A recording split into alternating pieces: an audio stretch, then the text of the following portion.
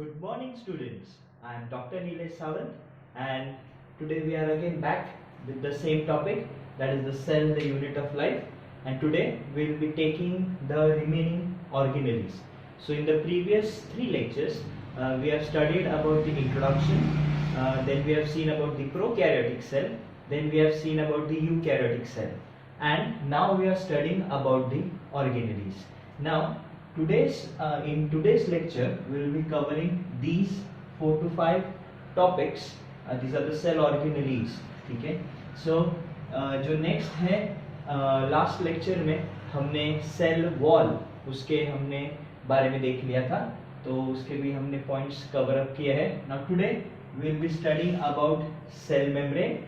उसी को ही हम लोग और एक नाम से जानते हैं, that is the plasma membrane, or you can simply call it as plasma lemma. Lemma means also membrane, so scientifically we call that so plasma lemma.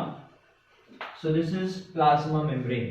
Now देखा जाए तो initially it was considered कि it is just a single layer, and that was the unilayer model of cell membrane was given by Robertson. ठीक है. So he was of this opinion कि this is just a single membrane layer. Then after the discovery of what you can say the microscope, electron microscope, then Daniel and Davison proposed the sandwich model.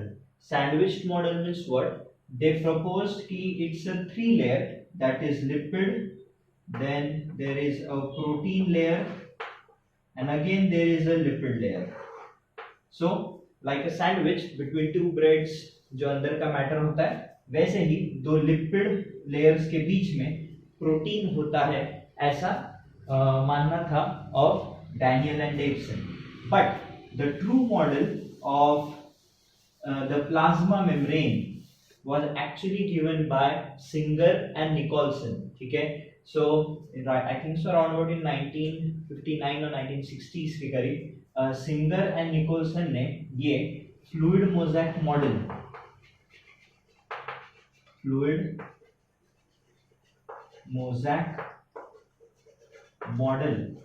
of plasma membrane ये उन्होंने दिया था. Now in this fluid mosaic model, this is what is considered as, it is made up of lipid bilayer. It is made up of lipid bilayer. You can see 2 layers of lipids which are in between, what you can say, embedded with proteins. So lipid bilayer embedded with proteins. So this was the fluid mosaic model. Now in this fluid mosaic model, मतलब actually different cells and their cell membranes may vary a bit, but जो उन्होंने एक RBC के ऊपर initially RBC का cell membrane जब उन्होंने देखा, so what they found was it consisted of 52% proteins chemical composition में and 40% lipids, and remaining थोड़ा variable है. जैसे humans में even you can find some cholesterol molecules which bind that lipid molecule. You also find some carbohydrates. तो जो remaining I think so 8% है, उसमें carbohydrates, cholesterol derivatives वगैरह भी इसमें मदद करते हैं to form this fluid mosaic model or the Singer-Nicholson model of plasma membrane. तो we'll just see this कि ये Singer-Nicholson model कहता क्या है. Now this Singer-Nicholson model initially says that it is made up of a lipid bilayer. So here you can see the outside of cell, this is the inner part of the cell, and here you can see this is one layer and this is the another layer. So here 2 rows of lipid, hence we call it as a lipid bilayer. And lipid bilayer may, if you see a lipid molecule over there, which I have marked it over here, it has a head and a double tail. And the head is hydrophilic, मतलब water soluble, and the tails are generally hydrophobic. hydro is water, phobic means to hate. मतलब simply these are water repellents, ठीक है, so they don't dissolve in water. and इसलिए तुम देखो lipid bilayer कैसे होता है, the heads are directed toward the respective ends, means outside को head है और inside में head point कर रहा है, and both the tails are pointing towards the center. So this is creating that barrier, ये water insoluble region हो जाएगा and इसलिए कोई भी चीज directly enter नहीं कर पाएगी, ठीक है. तो ये थोड़ा थ्री डायमेंशन दिखाने के लिए सरफेस दिखाया मैंने. So these are again lipid molecules, ठीक है. सो लिपिड बाइलेयर इस तरीके से होता है. The head region is hydrophilic, मतलब water soluble, and the tail regions are hydrophobic, मतलब which hates water, which are not soluble in water. Now some substances can easily pass through this, like say gases हो सकता है, water हो सकता है, but water भी तुम जानते हो it is a polar thing. These are non-polar ones, ठीक है. So some gases, these they can easily pass through this membrane. Now for the entry and exit of the various what you can say substances, they are these types of proteins. So here in the plasma membrane, basically you'll get two types of proteins. One is the integral proteins that we call, and दूसरे होते हैं peripheral proteins. Integral means which are, we can also call them as tunnel proteins, which are seen passing through and through by the lipid bilayer. तो ये देख सकते हो tunnel जैसे, या जो दोनों लेयर के आर पार जो कनेक्शन कर रहे हैं, या which is communicating the inside of the cell to the outside of the cell, हम उन्हें इंटीग्रल या टनल प्रोटीन्स कहते हैं. पर कुछ पेरिफेरी, फिर या तो वो बाहर की तरफ होंगे पूरे या अंदर की तरफ होंगे. So depending on the position they are further classified as extrinsic proteins and intrinsic proteins. तो ये क्या काम करते हैं? They act like receptors for various hormones and उनके लिए. So these are some of the tunnel proteins which are necessary for in entry and exit of you can say ions, minerals, फिर glucose, मतलब amino acids, fatty acids, glycerol. So अलग अलग जैसे sodium potassium channels होते हैं. so this might be those कि जो sodium और पोटेशियम मतलब डिफरेंट हो गए. so this suppose this is a sodium channel, so it will allow the entry of sodium from outside of the cell and to the inside, so on. so ये सारे receptors जैसे generally काम करते हैं. so integral proteins का मतलब समझा है, the proteins which pass through and through the lipid bilayer are integral, and periphery which are on either sides, either completely outside or they are completely inside of the cell facing. So these are the basically two types of proteins that we find within the cell membrane. इसी region से देखो जो first line आती है regarding plasma membrane is a living membrane, क्योंकि यहाँ पे बहुत सारी मूवमेंट्स चलती रहती है. Means there is continuously movement going on in and out of the cell. Means something is transported from outside to inside through this tunnel proteins. some might be thrown out of the cell through this tunnel protein. So it's a very lively area, it's a continuously busy area of a cell जो continuously outside environment को react करते रहता है. Hence इसको बोला गया है living membrane. दूसरा, it is known as selectively permeable membrane. नाम जैसे मैंने बताया कि suppose if this is sodium channel, तो obviously it will allow the entry of only sodium. So ऐसे करके पूरे सेल भर में, so if I say this is a cell, तो ऐसे सेल भर में बहुत सारे ऐसे टनल प्रोटीन्स होते हैं which run through and through, and हर एक का डिपार्टमेंट अलग है. से this is for glucose entry, this is for sodium potassium entry, so on. So जो different substances है depending on their pore size, ये प्रोटीन का pore size, वो साइज से छोटी चीजें जो भी है वो उससे एंटर करेगी, ठीक है. So this is how generally this tunnel proteins work. अब ये जो सब्सटेंसेस का जो एक्सचेंज है वो कैसे होता है? अब ये सब्सटेंसेस का जो एक्सचेंज होता है, so I'm rubbing this. So substances का जो एक्सचेंज होता है उसके लिए काफी केमिस्ट्री के प्रोसेसेस काम में आते हैं जो तुमने शायद पढ़े होंगे. तो मैं एक छोटा सा उनके बारे में बता रहा हूँ. से जो सॉलिड्स है, गैसेस है, they can be transported by diffusion. तो व्हाट इज डिफ्यूजन? तो diffusion is a process by which solid liquid gases will move from high concentration to the region of low concentration. सबने देखा होगा, महसूस किया होगा रादर, सपोज अगर मैंने इस कमरे में अगरबत्ती जलाई है एंड ऑब्वियसली उसका फ्रेग्रेंस अगर नीचे कोई कमरा है तो वहां तक भी पहुंच जाएगी, ठीक है। अभी ऑब्वियसली मैं क्या अगरबत्ती लेके नीचे नहीं गया था, सो होता क्या है, द फ्रेग्रेंस और जो मॉलिक्यूल्स है वो यहाँ कॉन्सेंट्रेटेड थे and they try to disperse to the region of low concentration. वैसे ही तो अगर कोई सब्सटेंस है जो हायर कॉन्सेंट्रेशन, जैसे गैसेस हो गए, एग्जांपल ले लो, ऑक्सीजन हो, कार्बन डाइऑक्साइड हो, वैसा, तो सेल के अंदर CO2 ज्यादा होता है, सेल के बाहर जो ब्लड है उसमें ऑक्सीजन ज्यादा होगा, so oxygen will diffuse from high concentration to low, whereas CO2 will diffuse from high concentration to low. So हम इसे कहते हैं डिफ्यूजन, ठीक है। सो इसमें कोई एनर्जी की जरूरत नहीं है, ये कॉन्सेंट्रेशन ग्रेडियंट पे काम करता है and there is no necessary need for any energy. Similarly कुछ कुछ चीजों का, से कुछ सॉलिड्स है, उनके डिफ्यूजन के लिए एनर्जी नहीं लगती। जैसे अभी एग्जांपल है ये सोडियम चैनल है, नॉर्मली होता क्या है, एक्स्ट्रा सेल्यूलर फ्लूइड में सोडियम ज्यादा होता है, अंदर सोडियम कम होता है। नॉर्मली हर सेल के बाहर का एनवायरनमेंट ऐसा ही होता है, बाहर वाले साइड में सोडियम ज्यादा, पोटेशियम कम, एंड जनरली अंदर पोटेशियम ज्यादा, सोडियम कम, ठीक है। सो तुम देख सकते हो हायर कॉन्सेंट्रेशन यहाँ है outside of sodium and lower यहाँ है, उल्टा हायर कॉन्सेंट्रेशन ऑफ पोटेशियम यहाँ है, वहां लोअर है। सो यहाँ पे भी डिफ्यूजन होता है, बट दिस डिफ्यूजन मतलब समझ सकते हो, this is not done with the help of use of any energy, पर they require some carrier molecules, ठीक है, to pass through it, to pass through that lipid bilayer. ये मॉलिक्यूल्स के जरिए बाहर जा रहे हैं, सो हम इसे कहते हैं फैसिलिटेटेड डिफ्यूजन, ठीक है।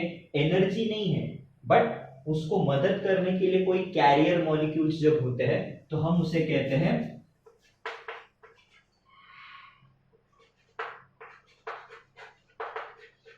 फैसिलिटेटिव डिफ्यूजन, ठीक है। मतलब this is done with the help of certain carrier molecules, generally these are proteins, ठीक है, they are generally carrier proteins, they might be glycoproteins, lipoproteins, तो डेरिवेटिव्स हो सकते हैं, वो एक है। स्पेशली पानी के मामले में हम इसी डिफ्यूजन को बोलेंगे osmosis. So whenever there is movement of water from the region of high concentration to low, फिर वो कहीं पे भी हो सकता है, बाहर पानी ज्यादा अंदर कम, या अंदर ज्यादा बाहर कम हो सकता है। सो पानी जाएगा उस रीजन से जहां पे पानी हायर कॉन्सेंट्रेशन में, and it will travel to the other region where there is at low concentration. तो पानी से रिलेटेड मूवमेंट को हम डिफ्यूजन कहते हैं, ठीक है। कुछ कुछ चीजें मगर ऐसी भी होती है जिसे हम कहते हैं विच आर ट्रांसपोर्टेड एक्टिवली, तो इसे एक्टिव ट्रांसपोर्ट कहते हैं। मतलब यहाँ पे ऑब्वियसली ATP इज रिक्वायर्ड, और ये तभी लगेगा जब हम कुछ अगेंस्ट द कॉन्सेंट्रेशन ग्रेडियंट काम कर रहे हैं। जैसे सोडियम पोटेशियम पंप होता है, न्यूरॉन्स वगैरह चैप्टर में हम पढ़ेंगे, नर्वस कोऑर्डिनेशन वगैरह में, कि वहां पे सोडियम पोटेशियम पंप्स होते हैं। सोडियम पोटेशियम पंप्स क्या होते हैं, ये एक्टिवली ये ATP का इस्तेमाल करके अगेंस्ट द कॉन्सेंट्रेशन ग्रेडियंट काम करते हैं। मतलब लोअर कॉन्सेंट्रेशन वाले रीजन से हायर कॉन्सेंट्रेशन में लेके आने को हम उसे एक्टिव ट्रांसपोर्टेशन कहते हैं। अगर ये करने में भी कुछ कैरियर प्रोटीन्स लग रहे हैं तो हम उसे फैसिलिटेटिव एक्टिव ट्रांसपोर्ट कहते हैं। फैसिलिटेटिव मतलब क्या, कुछ मदद करने वाले हैं, एंड एक्टिव वो ATP की मदद से, ठीक है। तो ये इन तरीकों से, ठीक है, that is diffusion, osmosis, facilitative diffusion, active transport and facilitative active transport, ठीक है। Facilitative active transport, that is facilitative active transport. तो इन अलग अलग मीडियम से ये जो प्लाज्मा मेम्ब्रेन है चीजों को कंटिन्यूअसली अंदर बाहर कर रहा होता है, इसलिए हम इसे लिविंग मेम्ब्रेन बोलते हैं। इसलिए सिलेक्टिवली परमिएबल मेम्ब्रेन भी कहा जाता है इन कारणों से, ठीक है, क्योंकि वो जो चाहेगा उन चीजों को अंदर ले सकता है, जिन चीजों को उसे नहीं चाहिए उसे वो क्या कर सकता है, बाहर कर सकता है। होप सो प्लाज्मा मेम्ब्रेन ये टॉपिक समझा है। Will just recap about its function. तो सबसे first again it is the outer membrane or the limiting membrane in case of animal cell. Animal cell में सेल वॉल नहीं होता, तो ये इकलौता आउटर मेम्ब्रेन है जो सेल के आउटसाइड एनवायरनमेंट को इनसाइड एनवायरनमेंट से अलग कर रहा है। दूसरा obviously it will give shape to the cell, it will give shape to the cell. तीसरा it is selectively permeable, so it allows certain entry of certain substance and exit of certain substance through these different processes. So ये सारे processes वो carry out करता है, ठीक है। And obviously it acts as a barrier जो हमने पढ़ाई था। So these are some of the functions which are done by the plasma membrane. Hope so सबको समझा होगा। So we are done with this, that is the plasma membrane. So what are the points to take away? अगर उसके structure related बोलो तो 3 structure थे। Unilaminar model which was given by Robertson, then sandwich model जिसे हम कहते हैं वो Daniel and Davison, and Singer-Nicholson model जो अपना famous fluid mosaic model है।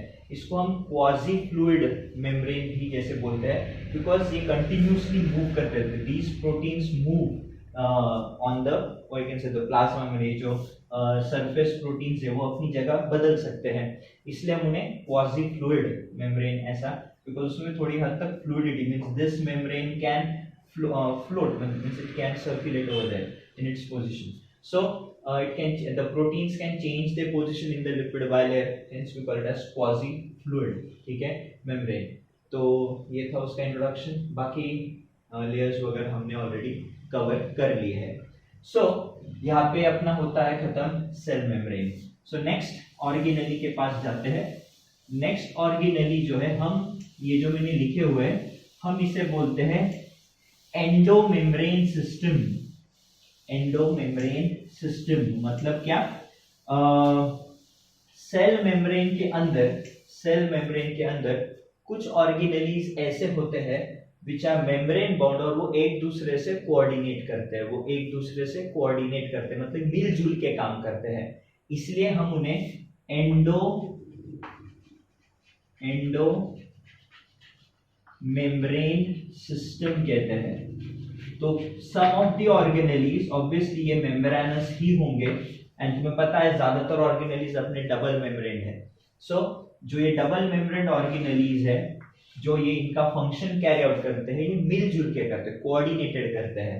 सो इसलिए हम उन्हें एक टोटल एंडोमेम्ब्रेन सिस्टम के अंदर हम लोग पकड़ते हैं, जो कि ये 4 है: endoplasmic reticulum, Golgi bodies, lysosomes and vacuoles. Rather vacuoles इन्हीं का डेरिवेटिव है।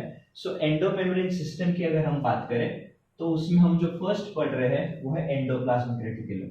Now just have a look away, मैं थोड़ा 2 डायमेंशनल ड्रॉ कर रहा हूँ। ये है न्यूक्लियर मेम्ब्रेन, सपोज करो ये न्यूक्लियस है, ये न्यूक्लियर मेम्ब्रेन, ये न्यूक्लियर पोर है।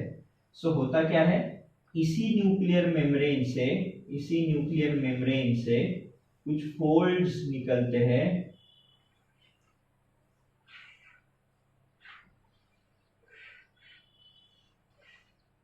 these are those folded structures. So ये जो nuclear membrane, this is the nuclear membrane, ये भी डबल मेम्ब्रेन ही होता है। सो उसी से ही ओरिजिनेट होके ये फोल्ड होते जाता है अपने आप में। तो देन कुछ तो डायरेक्टली सेपरेट भी हो जाते हैं, विच आर दिस, एंड फिर तुम्हें इसके ऊपर से कुछ ऐसे वेसिकल्स, मतलब ये जो स्ट्रक्चर्स है which originate from the nuclear membrane, हम इन्हें कहते हैं endoplasmic reticulum. So they are always found, rather the endoplasmic reticulums are born from the nuclear membrane itself, ठीक है। So you can see they are severely folded structures, here you can see that, and you can see ये branch भी एक दूसरे से connected है। सो ये endoplasmic reticulum के 3 स्ट्रक्चर्स होते हैं, मतलब दे हैव 3 पार्ट्स और 3 टाइप्स बोल सकते हो, नहीं टाइप्स नहीं, पार्ट्स बोलोगे तो बेटर है। They are known as cisternae, they are known as vesicles, उससे पहले tubules, and last one is the vesicles, ठीक है। सिस्टर्नेस मतलब ये जो ब्रांच स्ट्रक्चर नजर आ रहे हैं तुम्हें, ये जो ब्रांच फोल्डेड स्ट्रक्चर नजर आ रहे हैं, दे आर नोन एज सिस्टर्नेस। कुछ देखो सेपरेट है, देयर इज नो कनेक्शन, ठीक है। जो सेपरेट ऐसा ट्यूब जैसा सैक लाइक स्ट्रक्चर नजर आ रहा है, हम उन्हें कहते हैं ट्यूब्यूल्स। एंड इनसे कुछ स्पेरिकल बॉडीज बनती है जो इनसे तैयार होती है, हम उन्हें कहते हैं वेसिकल्स। समझ में आया क्या? सो एंडोप्लाज्मिक रेटिकुलम के देखो तो structurally they exist in 3 forms. ये उसके 3 प्रोग्रेसिवली फॉर्म्स है। एक जिसे हम कहते हैं cisternae, mainly which are branched structures. Here you can see they are profusely branched and highly folded ones. Tubules, they are sac like structure, double membrane sacs है जो सेपरेट देख सकते हो, उन्हें कोई ब्रांचिंग नहीं है, और इनसे तैयार होते ये वेसिकल्स, और यही आगे चल के फिर कोई स्पेरोसोम्स, कोई लाइसोसोम्स, ठीक है। सो ऐसे ये वेसिकल्स बनते हैं। So they give rise to these different organelles, ठीक है, लाइक लाइसोसोम्स वगैरह वगैरह। So endoplasmic reticulum hope so समझाएं कैसे होता है। सो ये उसका ओरिजिन एंड उसका ये थोड़ा बहुत उसके स्ट्रक्चरल डिफरेंसेस मैंने बताया। Now will see the types of it. Now इसमें होता क्या है, कुछ एंडोप्लाज्मिक रेटिकुलम के ऊपर राइबोसोम्स एम्बेडेड होते हैं, राइबोसोम्स।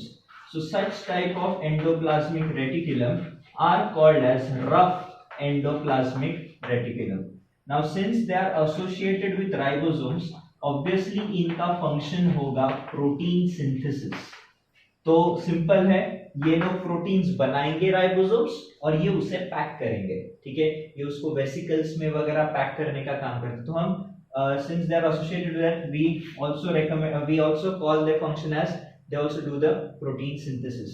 Whereas कुछ देख रहे हो जिनके ऊपर राइबोसोम्स नहीं होते, हम उन्हें कहते हैं smooth endoplasmic reticulum, which are generally concerned with synthesis of lipids, तो स्मूथ ER जो है वो सिंथेसिस ऑफ लिपिड्स है। इवन जैसे लिवर जैसे सेल्स में which are highly active cells, उनमें ये डिटॉक्सिफिकेशन का काम भी करते हैं। सो ये कुछ बेसिक फंक्शंस है of endoplasmic reticulum. So rough वाले प्रोटीन सिंथेसिस में मदद करेंगे, पैकेजिंग में भी मदद करेंगे, एंड स्मूथ वाले जो है वो लिपिड सिंथेसिस एंड पैकेजिंग में भी मदद करते हैं। सबको समझा है क्या? So this is the endoplasmic reticulum. Function क्या है? तो फंक्शन अगर देखोगे तो अगर ये सेल है सबसे पहला, और अगर ये न्यूक्लियस है, तो ऑब्वियसली दिस एंडोप्लाज्मिक रेटिकुलम कैसे करते हैं, sometimes they might reach up to the cell membrane, ठीक है, ये इतने सीवियर होते हैं, मतलब जो हाईली एक्टिव सेल्स होते हैं प्रोटीन सिंथेसिस वगैरह में, उनमें एंडोप्लाज्मिक रेटिकुलम काफी डेवलप्ड होते हैं। So they are almost towards, they reach towards the periphery. So ये क्या करते हैं, इंटरनल फ्रेमवर्क का काम करते हैं, सेल को एक शेप देने का काम करते हैं, that is performed by them first. दूसरा, रफ होगा तो प्रोटीन सिंथेसिस करेगा, स्मूथ होगा तो लिपिड सिंथेसिस करेगा। So these are the basic functions, that is first, it gives the structural, provides a structural framework to the cell. Second, it protein synthesis में and packaging में मदद करेगा, and lipid synthesis and packaging में भी वो help करता है। So these are the prime functions of this endoplasmic reticulum. So this topic and this topic is done. So next one जो है वो है Golgi bodies. अब ये थोड़े छोटे topics हैं, फटाफट ये हम cover कर लेते हैं। नाउ एंडोमेम्ब्रेन सिस्टम में है। नाउ सपोज करो ये सेल है, ठीक है, this is suppose the nucleus, these are the endoplasmic reticulums. तो सबने देखा है कि जो गोल्गी बॉडीज होते हैं, तो गोल्गी बॉडीज भी जनरली तुम्हें ऐसे ही मिलेंगे, इनमें भी तुम्हें फ्लैट सैक लाइक स्ट्रक्चर्स नजर आते हैं, ठीक है, इनमें भी तुम्हें फ्लैट सैक लाइक स्ट्रक्चर्स नजर आते हैं, इन्हें भी हम लोग कहते हैं सिस्टर्निस। तो कैमेलो गोल्गी नाम के साइंटिस्ट ने एंडोप्लाज्मिक रेटिकुलम से ही लगकर या पास में उसने ये फ्लैटेन स्ट्रक्चर्स ऑब्जर्व किए एंड उसने इसके ऊपर स्टडी किया और इसके बारे में बताया। सो उसका नाम दिया गया है। सो इसमें भी अगर तुम देखो, these are flattened sac like structures, ऐसे डबल मेम्ब्रेन भी देख लो, दीज आर 2 मेम्ब्रेन्स। सो वही मेम्ब्रेन एक्चुअली फोल्ड होके वो सैक बना है, ठीक है। सो ऐसे स्ट्रक्चर्स तुम्हें मिलते हैं and they are just found near the cell membrane, ठीक है। अब इसमें भी जो होता है देख सकते हो कुछ है कॉन्वेक्स, कॉन्वेक्सली, ये जो कॉन्वेक्स साइड है इसको अपन बोलते हैं द सिस पार्ट एंड ठीक है, एंड जो कॉनकेव पार्ट होता है, कॉनकेव पार्ट होता है that is known as the trans part, ठीक है, cis part and the trans part. Now cis part जो है वो इमेच्योर होता है, मतलब क्या होता है, सपोज करो ये राइबोसोम्स है, अब इन्होंने कुछ प्रोटीन्स अगर बनाए हैं तो यहां से वो प्रोटीन्स अंदर ले लेता है, ठीक है, तो क्या करेगा, यहां से प्रोटीन्स अंदर ले लेगा एंड सब्सिक्वेंट इसमें पास करके जो उसका कॉनकेव सरफेस है वहां से इनको मैच्योर करके वेसिकल्स फॉर्मेट में बना के या तो वो उसे सेल के बाहर छोड़ सकता है या तो सेल के अंदर ही ये वेसिकल्स, और इन्हीं को हम लोग फिर लाइसोसोम्स बोलते हैं, ठीक है। मतलब सपोज करो राइबोसोम्स ने कुछ एंजाइम्स बनाए, हाइड्रोलाइटिक एंजाइम्स, तो ये तुरंत एंजाइम्स वो किसको ट्रांसफर कर देगा, to the cis face of the Golgi complex, वहां से ये एंटर करेगा उधर, ये जो सिस पार्ट है या जो सिस्टरनेस है ऑफ द गोल्गी कॉम्प्लेक्स, ये उसको क्या बोल सकते हैं, मॉड्यूलेट करते, इन प्रोटीन्स को मॉड्यूलेट करते हैं, फिर कुछ कुछ प्रोटीन्स वो ग्लाइकोप्रोटीन्स, कुछ कुछ लिपोप्रोटीन्स में भी कन्वर्ट होते हैं, या कुछ प्योर प्रोटीन्स भी रहेंगे, बट उनमें मॉड्यूलेट करके उन्हें पैक किया जाएगा इन द फॉर्म ऑफ वेसिकल्स, फिर या तो वो वेसिकल बना के सेल में ही रखेगा या तो वही वो बाहर यूज कर सकता है, it can throw it outside the cell, extracellular work के लिए भी हो सकता है। जैसे फाइगोसाइटोसिस की अगर हम बात करें, कोई पैथोजेंस जैसे होता है, कोई बैक्टीरिया अगर अटैक करता है तो बैक्टीरिया भी तो उसका भी जो सेल मेम्ब्रेन होता है वो भी तुम्हें पता है लिपोप्रोटीन से होता है, तो ये हाइड्रोलाइटिक एंजाइम्स क्या करते हैं, उसके सेल मेम्ब्रेन का जो लिपिड है, प्रोटीन है, उसको ब्रेक डाउन करके उसको मारने का काम। सो फाइगोसाइटोसिस में भी ये मदद कर देते हैं या to kill those pathogens. So they can be used extracellularly also ये vesicles, and they can also be used intracellular, कुछ कुछ प्रोटीन्स को पैक करके उनको ऐसे वेसिकल्स में भरा जाता है। सो पैकेजिंग का काम मेनली करता है ये गोल्गी बॉडीज, तो storage, packaging, modulating the protein, transforming the proteins, ये सब काम गोल्गी बॉडीज करता है। एक और फेमस एमसीक्यू जो आता है खास करके इससे रिलेटेड एमसीक्यू के टर्म्स बता रहा हूं, जो स्पर्म होता है, जब हम स्पर्म ड्रॉ करते हैं तो स्पर्म का जो हेड होता है उसके ऊपर में एक्रोजोम होता है, एक्रोजोम नामक स्ट्रक्चर होता है। एंट्रेंस में बहुत बार क्वेश्चन आता है एक्रोजोम किसका मॉडिफिकेशन है, so it is actually the modification of Golgi bodies, ठीक है, it is actually the modification of Golgi bodies जो स्पर्मालाइसिन, हाइड्रोनिडेज नामक एंजाइम्स बनाता है, ठीक है। सो ये एंट्रेंस के लिए याद रखो। एक और चीज, गोल्गी बॉडीज को ही प्लांट्स में डिक्टोजोम्स करके भी कहा जाता है, प्लांट्स में गोल्गी बॉडीज को ही डिक्टोजोम्स करके कहा जाता है। होप सो गोल्गी बॉडीज भी तुम्हें समझा है। खास करके एंट्रेंस पर्सपेक्टिव से बोलो तो सिस ट्रांस फेज क्या करता है, सिस से एंट्री होती है, ट्रांस से एग्जिट की जाती है उसे in the form of vesicle, finished product trans face से निकाला जाता है। सो ये याद रखोगे। उसके साइक्लाइक स्ट्रक्चर्स को हम क्या कहते हैं, सिस्टर्नेज, याद रखोगे। Function is packaging, modulation and formation of those vesicles and that is lysosomes. तो ये हमने देखा है, ठीक है। And the last topic for the day is lysosomes. Vacuoles हम अगले सेशन में देख लेंगे। सो लाइसोसोम्स क्या, अभी मैंने बताया बनते कैसे। So these are vesicles which might be derived from endoplasmic reticulum or they might be derived from what you can say the Golgi bodies, but these are single membrane structures. These are single membrane structures. Generally they consist of 40 different types of hydrolytic enzymes जैसे lipase, protease, amylase. Obviously this will break down the carbohydrates, proteins and fats. So in this way ये lysosomes काम आते हैं। Then lysosomes को तुमने lower standards में भी question पढ़ा रहेगा, they are known as the suicidal bags. Suicidal bags मतलब क्या, उस फिनोमिनन को हम कहते हैं ऑटोफैजी, मतलब जब सेल खुद बूढ़ा हो जाए एंड जब सेल काम करने लायक ना हो, when he wants to die, जिसे अपन प्रोग्राम डेथ बोलते हैं, मेडिकल के टर्म्स में उसे एपेप्टोसिस ऐसा बोलते हैं। सो वैसे वो तुम 11-12 के लिए थोड़ा हायर शब्द है, But nevertheless, whenever cell itself wants to die, which is a programmed cell death, तब ये लाइसोसोम्स वो खुद पे ही बर्स्ट करके एंड खुद ही सेल पूरा डिस्ट्रॉय हो जाता है. या अगर कोई दूसरा मैक्रोफेजेस होते हैं वो अपने लाइसोसोम्स इस सेल पे डाल रहे तो हम इसे हेट्रोलिसिस बोलते हैं. तो फिर ऐसे वक्त में जब सेल डिस्ट्रॉय किया जा रहा है तो नेक्रोसिस मतलब सेल डेथ जिसे अपन कहते हैं. सो इसलिए उसे हम कहते हैं suicidal bags. Hope so. And जो लाइसोसोम्स है ये पहली बार डी डुवे साइंटिस्ट ने नोटिस किए थे in animal cell of course because plant cells don't have lysosomes. So hope so सबको ये लेक्चर समझा है. So cell organelles that is the endomembrane system के ये कुछ पार्ट्स थे. वैक्यूल्स पार्ट एक रह गया है वो हम देखेंगे अपने नेक्स्ट लेक्चर में. So guys please like, subscribe and hit the bell icon to get the further notifications. Bye.